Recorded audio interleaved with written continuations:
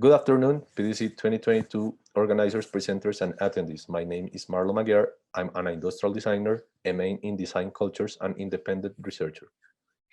And my name is Cyril Tjahja, and I'm currently a design and social innovation researcher at the TNO Research Institute in the Netherlands. But when I wrote the paper, I'm still working at the Hans University of Applied Sciences. Okay, now we will share with you our exploratory paper research called Self-Designing Protests, Exploring Participatory Design Activism through the Colombian Graphic Design Explosion. First of all, we'll situate you in Colombia's context for the graphic explosion. Since the last government period started in Colombia in 2018, there has been several manifestations of various underlying grievances regarding the environment, human rights, poverty, inequality, and corruption, leading to the longest and more violent protest in the history of the country between April and August in 2021. As a result of the demonstrations, a so-called explosión gráfica or graphic explosion occurred, where artists, designers co-create pro-strike graphic designs by distributing these visuals through social media, making them available to download, as well as printing, distributing, and posting them in the street and strategic locations. The images have become iconic images of resistance.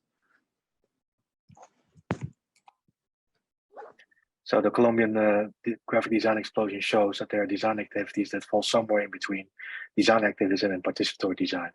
Even though these activities have the characteristics of both, they do not really fit in either category. We therefore propose the term participatory design activism for these types of actions or interventions. Participatory design activism is characterized by being spontaneous in nature, with no single actor in control of the process, fueled by communication via social media. It does not consist of carefully planned action, but happens in an organic way due to the group dynamics and self-organization of the actors. The participatory nature of the street protest and the scene that arose because of them brings together active protesters as well as those who were not actually actively involved before, due to practices that could be considered as aesthetically disruptive and which developed spontaneously, thereby further stimulating the creation of messages, designs, and expressions. Now we proceed to present examples of three activities that were commonplace during the protest, which use participatory design in an organic way. Here we can see how the street becomes a means of communications and through the participation of citizens, merge individuals into ephemeral collectives in activities such as carnivals, concerts, light printing workshops, painting, and even cooking on the streets. First, we have large-scale paintings, both during their creation and after their completion, have become meeting points and cultural nodes for the community. This typically involves an initial call to create a painting put out by a collective, specifying a particular location in the city. In the surrounding area, communal kitchens pop up, serving food to protesters and collaborators, accompanied by live music performances, as well as exhibition of posters, serigraphy, or photography, which are related to other protests. Due to the large scale of the work, the community plays an active role by joining the designers and experts during these communicative actions and supporting them with labor and materials, but also actively participating in the activities carried out around the painting space. Although it was the collective who initially called for the action and created the blueprint for the painting, it was the community who self-organized its joint execution and all other aspects during the intervention, effectively designing the space of the protest. In second place, we have live screen printing workshops. Between May and August of 2021, several screen printing sections were held with designs alluding to the strike, called mainly by collective and artists. Several of the workshops were carried out in independent bookstores or stores that actively supported the strike, but some were also held around popular gathering places such as public transport portals, universities, and public squares.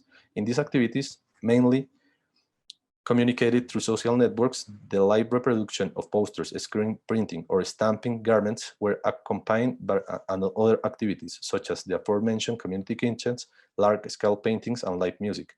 These reproductions were often shared or exchanged for food, protective gear, gear, or medical supplies, which enables the protesters to continue with the strike, creating a network of like-minded individuals. In doing so, collaborative spaces were created where graphic expression contribute to mutual exchanges in art, design, knowledge, and aid. And finally, we have empapeladas or empapelatones. This practice involves the direct printing or stamping of designs on paper, in this case posters, which are then displayed on walls, mainly outdoors. Through social media, artists, designers, or ordinary people are requested to bring their own posters, compositions, or graphic to empapelar, which means to cover walls with posters, a specific place, and thus create a collective mural. Although this can be done legally, the legal form has no restrictions on location, size, and the message to be communicated.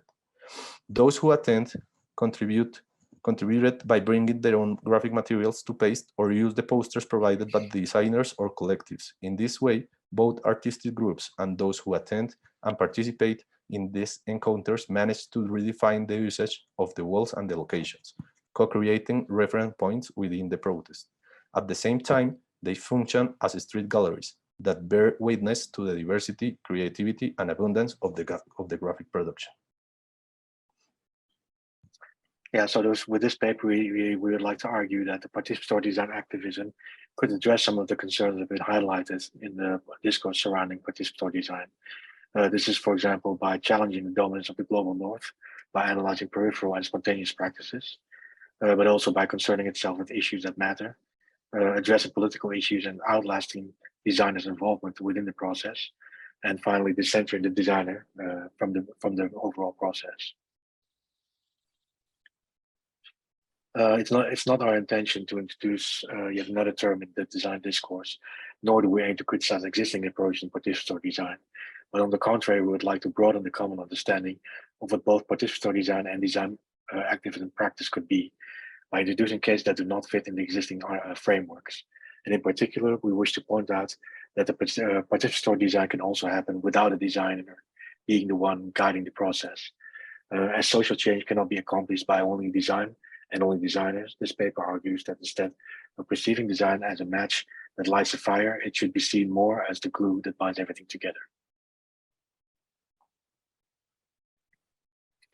So thank you for your attention, and here are our contact details or emails in case anyone wants to contact us or discuss further about the paper. Thank you for your attention.